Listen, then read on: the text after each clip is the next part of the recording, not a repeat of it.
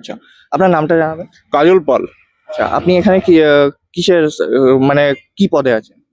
আমি কোনো দায়িত্বে নেই, আমি কার্যকর্তা, বিজেপির একজন কার্যকর্তা। আমাকে আমি একসময় এই টালিগঞ্জ অ্যাসেম্বলি 9টা ওয়ার্ড নিয়েছিল, সেই অ্যাসেম্বলির জেনারেল সেক্রেটারি ছিল মন্ডলে।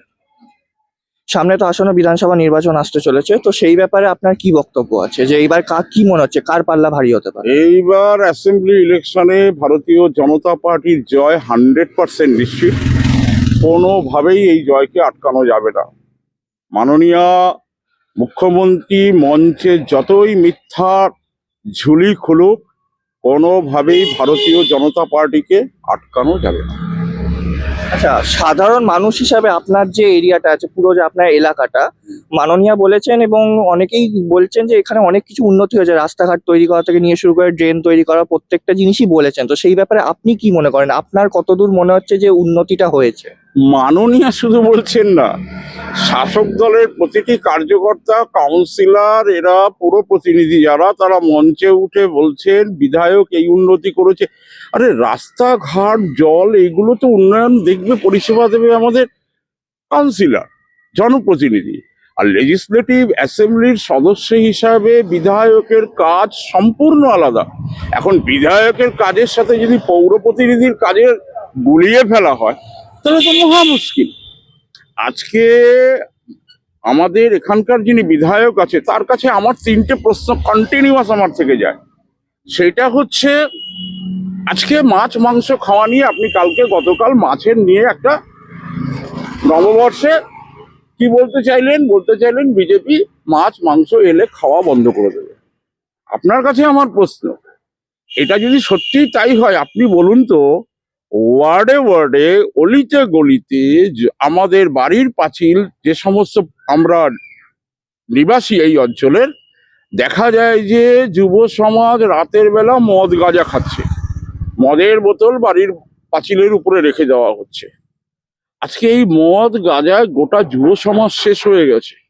এবং মাছ মাংসের জায়গায় যেহেতু আপনি কি করছেন, যেহেতু এই জায়গাটাকে বিজেপি ধরবার চেষ্টা, তাহলে আপনি বলুন যে পশ্চিমবঙ্গের ঢালাও আপনি মদের কারবার করছেন, আবগারি দপ্তর থেকে বিশাল ইনকাম করছেন, যেখানটায় বিহারের মতো প্রদেশে মদ নিষিদ্ধ। এটা গেল নাম্বার 1 প্রশ্ন, এর কোনো উত্তর কেউ দিতে পারছে না। সেকেন্ড কোশ্চেন যেটা আমার মাননীয় বিধায়কের কাছে, এই যে আপনি এই 9টা ওয়ার্ডের সম্মিলিত টালিগঞ্জ অ্যাসেম্বলি, সেই অ্যাসেম্বলির আপনি একজন জনপ্রতিনিধি, আজকে কখনো প্রাইমারি স্কুল বন্ধ, এবং কটা প্রাইমারি স্কুলে আজকে শাসক দলের পার্টি অফিস গড়ে উঠেছে, তার কোনো উত্তর নেই। নাম্বার 3, আমরা ওয়েস্ট বেঙ্গল স্টেট ইলেকট্রিক সাপ্লাইয়ের আন্ডারে আছি। আমাদের যখন প্রত্যেক মাসে বিল আসে, সেই বিলের পিছনে একটা স্ল্যাব থাকতো, সেই স্ল্যাব হচ্ছে 100 ইউনিট হলে আপনাকে এই টাকা দিতে হবে, 200 ইউনিট হলে এই টাকা দিতে হবে। স্ল্যাবটা আপনি তুলে দিলেন, তার বিনিময়ে কি করলেন, আজকে আমরা যে ইলেকট্রিক বিলটা পে করি, সেই ইলেকট্রিক বিল আপনারা কথায় কথায় উত্তরপ্রদেশ, রাজস্থান, বিহার, এই সমস্ত অঞ্চল টেনে আনেন। ওখানে কিছু ঘটনা ঘটলে পরে আজকে আমাদের প্রত্যেক মাসে প্রতি ইউনিট প্রতি 7 টাকা থেকে 8 টাকা দিতে হয়। ভাবুন তো, এই গরমে যদি কোনো ব্যক্তির কনজামশন যদি 500 ইউনিট হয়, সেটা 5 কত হয়, 5 40, তার মানে 4000 টাকা তার বিল। 500 × 8 মানে 4000 টাকা বিল। এই 4000 টাকার বিলটা ইনকাম কোথায়? আপনি যে বলছেন উন্নয়ন উন্নয়ন, মানুষের তো আর্থিক উন্নয়ন হয়নি। আমরা যদি এখানে 100টা বাড়ি অন্তত যদি আমরা ঘুরি, যদি তাদের মতামত নিই, আপনার বাড়ি কে কি করে, কেউ বলবে আমার বাড়ির সিকিউরিটি গার্ড কাজ করে, আমার বাড়ির ছেলে সুইগিতে খাবার ডেলিভারি করে, আমার বাড়ির ছেলে কেউ ব্লিঙ্কিটে কাজ করে, ফ্লিপকার্টে কাজ করে। আছে কোথায় গেছে আমাদের আর্থিক সামাজিক অবস্থা? অর্থ সামাজিক অবস্থার কোনো উন্নয়ন হয়নি। এই জল, রাস্তাঘাট, এই সমস্ত কিছু দেখি আপনি বলছেন উন্নয়ন, তাহলে এই উন্নয়ন তাহলে আপনার কাউন্সিলররা কাজ করেনি। আর কাউন্সিলর যদি কাজ করে, তাদের উন্নয়নের কথাটা আপনি নিয়ে গিয়ে সেটাকে বিকৃত করছেন। আর বলুন কি প্রশ্ন? আচ্ছা, আপনি যে কর্মসংস্থানের যে ব্যাপারটা বললেন, তো আপনি স্বাস্থ্য ব্যবস্থা নিয়ে কি বলতে চান? আমরা অনেকটাই দেখে এসেছি যে পশ্চিমবঙ্গের যে সরকারি হাসপাতালগুলো আছে, সেগুলো অবস্থা খুবই খারাপ আমরা দেখছি। তো সেই ব্যাপারে আপনার কি বলবেন? আজ পশ্চিমবঙ্গে শিক্ষা, স্বাস্থ্য, আর্থিক দিক থেকে সম্পূর্ণ আজকে শিক্ষিত ছেলেমেয়েরা বাইরে পরিযায়ী শ্রমিক হয়ে কাজ করছে। তারা কেউ ব্যাঙ্গালোরে চলে যাচ্ছে, কেউ রাজস্থানে চলে যাচ্ছে, কেউ মধ্যপ্রদেশে। আজকে এই যে সমস্ত সুপার স্পেশালিটি হসপিটালের নামে আপনি যে রং চঙে কতগুলো হসপিটাল দেখাচ্ছে, গেলে পরে দালাল ছাড়া একটা বেডে সিট পাওয়া যায় না। অর্থাৎ দালালকে টাকা দিতে হবে। পিজি হসপিটালে আজকে কোনো একটা পেশেন্ট যদি অসুস্থ হয়ে পিজি হসপিটালে যায়, সেখানটায় অ্যাডমিশন নিতে গেলে দালাল ধরতে হবে। ভাঙড় হসপিটালে অ্যাডমিশন সেন্টার থেকে পরিষ্কার বলে দেওয়া হচ্ছে বেড নেই, কিন্তু দালাল ধরলে পরে বেড পাওয়া যাচ্ছে। এগুলো কাকে? এই পরিষেবাটা আজকে শেষ হয়ে গেছে। আর শিক্ষা তো 26,000-এর চাকরি আপনারা দেখেছেন, এবং প্রতিটি শিক্ষিত ঘরের ছেলে মেয়েরা আজ তারা চাকরি পাচ্ছে না। কালকেই তো দেখলাম প্রিয়াঙ্কা টিবরিয়াল, যে আমাদের এন্টালির একজন, তিনি একটি মেয়ের সাথে কথা বলতে গিয়ে দেখাচ্ছেন যে পিএইচডি করা মেয়েটি আজকে ঘরে বসে আছে, অথচ বাইরের স্টেটে তাকে ডাকা হচ্ছে বড় একটা অ্যামাউন্ট, কিন্তু সে মা বাবাকে ফেলে যেতে পারছে না। একমাত্র only earning member of the family, সেই মেয়েটি কোনো রকম দিশা খুঁজে পাচ্ছেন না। পশ্চিমবঙ্গে পিএইচডি করা একটি মেয়ে, কি বলবেন আপনি? এর কোনো উত্তর নেই, এর কোনো পরিভাষা নেই। আর কিছু? আচ্ছা, শাসক দল বলছে যে বিরোধী দল যে আছে তারা নাকি পশ্চিমবঙ্গে আসলে লোকেদের মাছ মাংস খাওয়া, যেটা বাঙালিদের একটা আবেগের জায়গা, সেটাকে বন্ধ করে দিতে চাইছে। সেটা নিয়ে একটা কথা উঠেছে, তো সেই ব্যাপারে আপনি কি বলবেন? আরে ত্রিপুরা, আসাম আর পশ্চিমবঙ্গে বাঙালিরা মাছ ভাত ছাড়া কিছুই জানে না। কিন্তু উনি ওনার দোষটাকে ঢাকার জন্য সবচেয়ে বড় ব্যাপার যেটা করছেন, সেটা হচ্ছে এই যে মদ আর গাঁজা, এইটা উনি একবারও বলছেন না। আজকে আপনি এক একটা ওয়ার্ডে যান, কটা করে মদের দোকান। আজকে যুব সমাজ বিকালবেলা সন্ধ্যা হলেই কোনো মতে দুটো টাকা উপার্জন করে মদ কিনে আনছে, গলিতে তারা একত্রিত হয়ে মদ খাচ্ছে, অর্থাৎ মদে ডুবিয়ে রেখেছেন। আর সেখান থেকে আপনি প্রতি বছর কি করছেন, আবগারি দপ্তর থেকে যে আপনি ট্যাক্সটা পাচ্ছেন, সেই ট্যাক্সটাকে দিয়ে আপনি কি করছেন, এই ভাতা ওই ভাতা সেই ভাতা। এটা তো আমাদের জীবন হতে পারে না। আর সবচেয়ে বড় ব্যাপার, আপনি যখন এসছেন আজকে, মানে আপনাদের নিউজ চ্যানেলের মাধ্যমে যেটা বড় কথা বলতে চাই, এইটা সবচেয়ে আমি ব্যথিত হই যখন আমি নিউজ চ্যানেলে দেখলাম 1966 সাল, একটা সালের কথা বলছি, 7ই নভেম্বর শুক্লপক্ষ গোপাষ্টমী তিথি, মাননীয়া ইন্দিরা গান্ধী আমাদের ভারতবর্ষের সাধু সন্ত মহাত্মারা যারা ত্যাগ তিতিক্ষার মাধ্যমে একটা ওজে শক্তি লাভ করে, করপাত্রজি মহারাজ, এই করপাত্রজি মহারাজের কাছে উনি প্রার্থনা করেছিলেন, আমি প্রধানমন্ত্রী হব। তো মিসেস ইন্দিরা গান্ধী যখন প্রধানমন্ত্রী হবেন, তার আগে বলেছিল, মা আমি তোকে আশীর্বাদ করছি, কিন্তু তোকে একটা কথা দিতে হবে, যে গোটা ভারতবর্ষে যে গো হত্যা হচ্ছে, এই গো হত্যা বন্ধ করতে হবে। প্রধানমন্ত্রী পদে থাকাকালীন ইন্দিরা গান্ধী এই কাজটা করেননি। তখন 10,000 নাগা সন্ন্যাসী শান্ত সাধকরা যখন পার্লামেন্ট ঘিরতে গিয়েছিল, তখন লাঠি চার্জ করে গুলি করা হয়েছিল। করপাত্রজি এতটাই ব্যথিত হয়েছিলেন, তিনি ব্যথিত হয়ে ইন্দিরা গান্ধীকে বলেছিলেন যে তোমার বংশের শেষটুকুও তোমার থাকবে না, এতটা ব্যথিত হয়েছিলেন।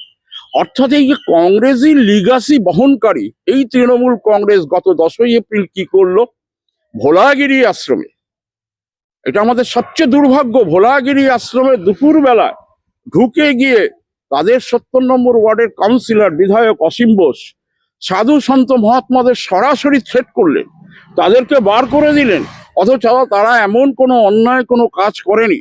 কিন্তু ওনারা বুঝতে পারছে না যে পালঘর, মহারাষ্ট্রের পালঘরে যখন শিবসেনার মুখ্যমন্ত্রী শিবসেনা থেকে উদ্ধব ঠাকরে ছিলেন, সেই উদ্ধব ঠাকরে কি করেছিলেন, পিটিয়ে হত্যা করেছিলেন 4 জন সাধুকে।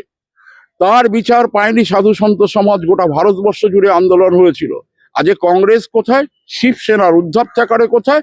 আগামী দিনে এই যে 26-এর নির্বাচন, 29 তারিখ হতে চলেছে পরিসমাপ্তি, মাননীয় মুখ্যমন্ত্রী এই যে হিন্দু সন্ন্যাসীদের উপরে যেভাবে আক্রমণ করা হলো ভোলাগিরি আশ্রমে, এটার জবাব সাধারণ মানুষ দেবে। কারণ বারবার এমন একটা সন্ধিক্ষণে ভগবান শ্রীকৃষ্ণ বলেছিলেন দুর্যোধনকে, তুমি কি পারো না মহাভারতের এই যুদ্ধটা বন্ধ করতে? দুর্যোধন একটা কথা বলেছিল, জানামি ধর্ম নাচমে প্রবৃত্তি, মানে আমি ধর্ম কি জানি, আমার প্রবৃত্তি আসে না। জানামি অধর্ম নচমে নিবৃত্তি, অধর্মটা কি আমি জানি, কিন্তু আমার নিবৃত্তি আসে না, কারণ আমি দ্রৌপদীর বস্ত্র হরণ করেছি। আজ ভারত মায়ের বস্ত্র হরণ করেছে এই কংগ্রেসি কালচার এবং তাদের সাথে এই ইন্ডি জোট। আর কিছু প্রশ্ন? আচ্ছা, আপনি এসআইআরটা কি মনে করছেন, কতটা জরুরি ছিল এবারের এই বিধানসভা নির্বাচনের জন্য এসআইআরটা হওয়া? আরে মাননীয় মুখ্যমন্ত্রী তো পার্লামেন্টে গেজেট ছুড়ে দিয়েছিলেন স্পিকারের কাছে যে সিপিএম এই অনুপ্রবেশকারীদের ভোটে জিতে আসছে, বারবার দীর্ঘ 34 বছর ধরে শাসন করছে। তাহলে আপনি যখন সেই দিন এই প্রতিবাদটা করেছিলেন, তাহলে আজকে এসআইআর হওয়াতে অন্যায়টা কি হয়েছে আমরা তো চোখের সামনে দেখলাম। আমার এই টালিগঞ্জ কনস্টিটিউয়েন্সি যদি আমি ধরি, তাহলে 47,000 প্রথম স্ল্যাবে 47,000 নাম বাদ গেছে। এই 47,000 কারা? যারা মৃত ভোটার, যারা শিফটেড ভোটার। তাহলে এই মৃত ভোটারদের ভোটটা আপনি পেয়ে আসছেন। আপনি 2021-এর নির্বাচনে 50,000 ভোটে জিতেছিলেন, তার মানে ওখানে 47,000 নাম বাদ চলে গেল, রইল 3,000। লাস্ট গেজেট যখন বেরিয়েছে সেই গেজেটে দেখা যাচ্ছে আরো 5,000, তার মানে অলরেডি আপনি মাইনাসে আছেন। আপনি আতঙ্কিত হয়ে আছেন। এসআইআর সঠিক কাজ হয়েছে, কারণ ভারতবর্ষ কোনো ধর্মশালা নয়। আর অনুপ্রবেশকারী আর উদ্বাস্তু এই দুটো শব্দের মধ্যে গুলিয়ে দেওয়া হচ্ছে। অনুপ্রবেশকারী আর শরণার্থী বা উদ্বাস্তু এরা অন্য জিনিস।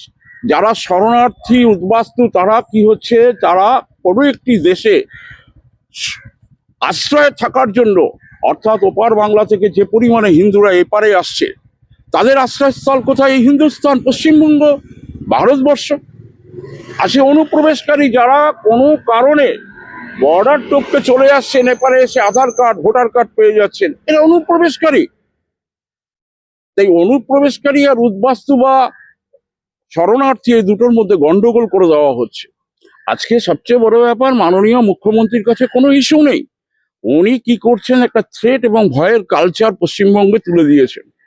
তিনি মঞ্চে উঠে বলছেন যে একটা কমিউনিটি কয়েক সেকেন্ডে সবকিছু শেষ করে দিতে পারে। আমি আছি বলে 12টা বাজাচ্ছে না, নাহলে 13টা যাতে না হয় আমি আছি, এটা একটা কথা বলেছেন। সেকেন্ড, অভিষেক ব্যানার্জি কি বলেছেন? অভিষেক ব্যানার্জি বলেছেন 23 তারিখ ভারতীয় জনতা পার্টির কর্মী কার্যকর্তাদের মাথা হাত পা ভেঙে দাও, বাকি 29 তারিখ আমি স্পাইনাল কর্ড ভেঙে দেবো। গেল। আবার মাননীয় মুখ্যমন্ত্রী আরেকবার কি বলছেন যে 4 তারিখের যখন রেজাল্ট বেরোবে তখন ভারতীয় জনতা পার্টির কার্যকর্তা কর্মীরা বাইরে পোস্টার টাঙাবে যে আমি বিজেপি করি না। এই থ্রেড ভয় যেটা সিপিএম করে গেছে, আজ তৃণমূল শাসক দল সেটা করছেন। এই ভয়ের রাজনীতি বা থ্রেটের রাজনীতি বা থ্রেট কালচার থেকে পশ্চিমবঙ্গে আজ মুক্ত হওয়া দরকার, না হলে অভয়া ঘরে ঘরে হবে। আজ নারী সুরক্ষা নেই। আগামী দিনে পশ্চিমবঙ্গের কর্মসংস্থান, আজকে ডিএর টাকা দিয়ে দেওয়া হয়েছে। যিনি এই ফেডারেশনের যিনি আজকে লড়াইটা লড়ছেন, ভাস্কর ঘোষ বলছেন, তিনি কি বলছেন যে কেন্দ্রীয় সরকার ডিএর টাকা দিয়ে দিয়েছে, এই ডিএর টাকা কোনোভাবেই দিচ্ছেন না মাননীয় মুখ্যমন্ত্রী। তাহলে এইবার সেটা জনগণই বিচার করবে, কারণ ভারতীয় জনতা পার্টি বলেই দিয়েছে যদি ক্ষমতায় পশ্চিমবঙ্গে আসি 7ম পে কমিশনের সমস্ত বেতন আর কোনো বাকি থাকবে না, অর্থাৎ ডিএ মিটিয়ে দেওয়া হবে সরকারি কর্মচারীদের। আজকে বোঝা উচিত সরকারি কর্মচারী যারা অবসরপ্রাপ্ত হয়ে গেছেন তাদেরও ডিএর কথা ভাবা উচিত। আর বলুন, সাধারণ মানুষ হিসাবে নেক্সট 5 বছরে আপনি নিজের এলাকাতে বা গোটা পশ্চিমবঙ্গে ধরে নিন, কি কি উন্নতির দিকে আপনি আশা করে আছেন? আজ সবচেয়ে বড় উন্নতি ইন্ডাস্ট্রি। আজকে ইন্ডাস্ট্রি পশ্চিমবঙ্গে আসবে, শিক্ষিত যুবক যুবতীরা চাকরি পাবে, যারা টেট পরীক্ষায় পাশ করে, এসএসসি পরীক্ষায় পাশ করে যারা যোগ্যতা অর্জন করেছেন অথচ চাকরি পাননি, যারা আর কি অবৈধভাবে 5 লাখ 10 লাখ 25 লাখ এইভাবে ঘুষ দিয়ে চাকরি পেয়েছেন, তাদের জন্য যারা যোগ্য তারা আজকে চাকরি পায়নি, তারা রাস্তায় বসে আছে, তাদের চাকরি হবেই, নিশ্চিতভাবে হবে। 7ম পে কমিশনের বেতন যেটা আর কি, সেই বেতন সমস্ত সরকারি কর্মচারীদের সমস্ত ডিএ মিটিয়ে দেওয়া হবে। শুধু তাই নয়, যে সমস্ত ফ্রেট করিডোর গুলো হয়ে আছে, যে সমস্ত হাবগুলো তৈরি হবে, প্রধানমন্ত্রী নরেন্দ্র মোদীজি গত কয়েকদিন আগেও বলেছেন যে পশ্চিমবঙ্গে প্রচুর সুযোগ আছে, সেই সুযোগটাকে আমরা কাজে লাগাবো। ঘরে ঘরে, প্রতি ঘরে ঘরে ছাদ, প্রতি ঘরে ঘরে কাজ, এটাই একমাত্র মিশন ভারতীয় জনতা পার্টি। আর কি বলুন? এই যে রিসেন্টলি আমরা দেখেছি যে ইরানের মানে মিডল ইস্টের যে যুদ্ধ হয়েছে সেটাতে যে গ্যাসের দামটা এবং যে বাণিজ্যিক ডিজেলের যে দাম বেড়েছে, সেটাতে কিছুটা হলেও সাধারণ মানুষের পকেটে টান পড়েছে। তো সেই ব্যাপারে আপনার কি বলবেন? দেখুন, একটা কথা হচ্ছে, এইটাই যদি বলা হয় আর এটাকে দিয়ে যদি রাজনীতি করতে হয়, আমি যদি পশ্চিমবঙ্গের ক্ষেত্রে, তাহলে আলু চাষিরা কেন সুইসাইড করছে? আলু চাষিরা কুইন্টাল কুইন্টাল আলু ফেলে দিচ্ছে নদীতে। তারা আলুর যা দাম তার থেকে বস্তার দাম বেশি। কেন এই অবস্থা হচ্ছে? আর এই গ্যাস এবং পেট্রোল নিয়ে যে গিমিক তৈরি করা হলো, এই গিমিকে তার যোগ্য জবাব নরেন্দ্র মোদী দিয়ে দিয়েছে। ওই গ্যাসের তো ঠিক টাইমে গ্যাস পৌঁছাচ্ছে, মানুষ মেনে নিয়েছে যে হ্যাঁ, পরিস্থিতি বাইরের যা অবস্থা সেই অনুযায়ী, যা পরিস্থিতি আছে সেই অনুযায়ী ঠিকই আছে। কোথায় এখন তো আর তৃণমূল কোনো গ্যাস পেট্রোল নিয়ে আন্দোলন করছে না, কিন্তু ভয় বা চমক দেখাচ্ছে। 2000 টাকা হবে, 5000 টাকা হবে, মানুষের মধ্যে প্যানিক তৈরি করে দেওয়া। দেখুন না, 23 তারিখের ভোটের পার্সেন্টেজের পরে দেখুন না, মাননীয় মুখ্যমন্ত্রী না আবার কোনো সিম্প্যাথিক্যাল নাটক তৈরি করে দেন, কোনো না আঘাত, এই সিম্প্যাথি বা নাটক তৈরি করে এইভাবে যেটা যায় না। মানুষ আর সম্পূর্ণ বুঝে গেছে, পশ্চিমবঙ্গের মানুষ কনসাস হয়ে গেছে। দীর্ঘ 34 বছর দেখেছে, দীর্ঘ 15 বছরও দেখে। আর কি বলুন? ঠিক আছে। আচ্ছা, আপনি তো টালিগঞ্জে আছেন, এখানে যে অরূপ বিশ্বাস আছে ওনার ব্যাপারে উনি বলছেন যে অনেক কিছুই আমাদের এখানে উন্নতি হয়েছে, তো সেই ব্যাপারে কি বলছেন আপনি? আমি আমার প্রাক্তন বিধায়ককে একটাই প্রশ্ন, আপনি বিদ্যুৎ মন্ত্রী ছিলেন, আপনি যদি পারেন মানুষের ফার্স্ট এবং ফরমোস্ট, আপনি মাননীয় মুখ্যমন্ত্রীর কাছে বলুন সাধারণ মানুষের আর্থিক কোনো প্রোগ্রেস নেই, তাই এই যে ইলেকট্রিক বিল প্রতি ইউনিট, এটাকে অন্তত 3 টাকা বা 4 টাকায় করা হোক, 8 টাকা থেকে নেমে, তাহলে দেখবেন মানুষের বিশাল একটা সাশ্রয় হবে। এটা হচ্ছে আর্থিক উন্নয়ন। কারণ আজকে যে পরিমাণ আমাদের লেভি দেওয়া হয় এই যে ইউনিট প্রতি, এই ইউনিট প্রতিতে মানুষ দুর্বিষহ হয়ে উঠেছে। সেকেন্ড, অরূপ বিশ্বাস, আমি নাম নিতে চাই না, এই বিধায়কের কাছে আমার সেকেন্ড যেটা প্রশ্ন, অলিতে গলিতে আজকে যে মদ গাঁজার, আজকে যে জিনিসটা যুব সমাজকে শেষ করে দিচ্ছে, এইটা প্রশাসনকে কাজে লাগিয়ে আপনি বন্ধ করুন। জানি না পারবেন কিনা, কারণ মদ আমাদের পশ্চিমবঙ্গে নিষিদ্ধ না, যেখানে বাইরের স্টেটে নিষিদ্ধ। এটা গেল সেকেন্ড। থার্ড হচ্ছে প্রাইমারি স্কুল। আপনি বলছেন গঙ্গাপুরী স্কুলে একটা কম্পিউটারে করে দিয়েছেন, এখানে এই করেছেন, ওইখানে ওই করেছেন। আমি আপনাকে বলবো যে প্রাইমারি স্কুলগুলো বন্ধ হয়ে গেছে সেগুলোকে খোলার ব্যবস্থা করুন।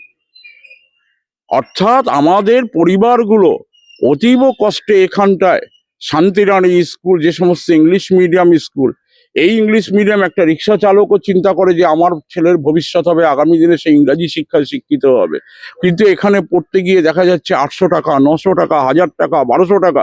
ছোট ছোট যে সমস্ত গজিয়ে উঠেছে ইংলিশ মিডিয়ামগুলো, সেখানে 1200-1500 টাকা। তাহলে তারা যদি এই টাকাটা বেয়ার করতে পারে, তারা 400 টাকা বেয়ার করতে পারবে তাদের ছেলেদের শিক্ষিত করবার জন্য। প্রাইমারি স্কুলগুলোকে খুলুন। আজ গোটা পশ্চিমবঙ্গে 8,500 প্রাইমারি স্কুল বন্ধ হয়ে আছে। এটাই আমার বিধায়কের কাছে এটাই প্রশ্ন।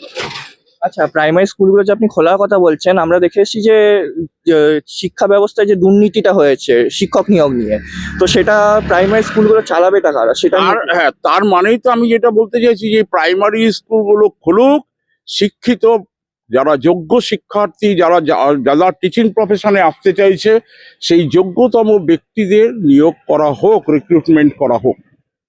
এটাই আমার বক্তব্য। কিন্তু সেটা হবে না, কারণ এই শাসক দল যদি আগামী দিনে আসে, টোটাল রিক্রুটমেন্ট সেকশন বন্ধ হয়ে যাবে।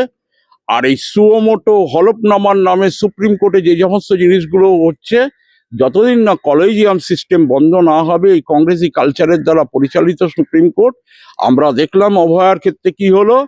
সুপ্রিম কোর্টের chief justice Chandrachud suo motu case করে নিয়ে অভয়ার কেসটাকে নিয়ে গেলেন সুপ্রিম কোর্টে।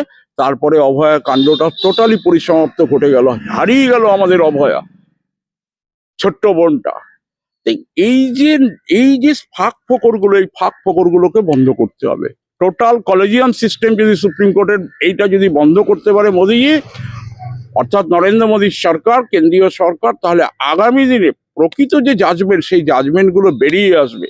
নাহলে আজও কংগ্রেসি কালচারের দ্বারা তৈরি পরিবেশ, সেই পরিবেশের দ্বারা আজও সাধারণ মানুষ সাফারার হচ্ছে। প্রচুর কেস পেন্ডিং হয়ে আছে, সেই সমস্ত কেসগুলোর কোনো রকম সফলতা আসছে না, না কোনো রকম। দেখুন ডি এর ক্ষেত্রে বলে দেওয়া হলো 25% পে করে দিতে, আবার হলফনামা পড়লো। এই হলফনামা কোথায়? 4 তারিখের পরে 6 তারিখে। তার মানে এইভাবে ডেটের পর ডেট, ডেটের পর ডেট, এই ডেটই চলতে থাকবে। মানুষের কোনো উন্নয়ন হবে না।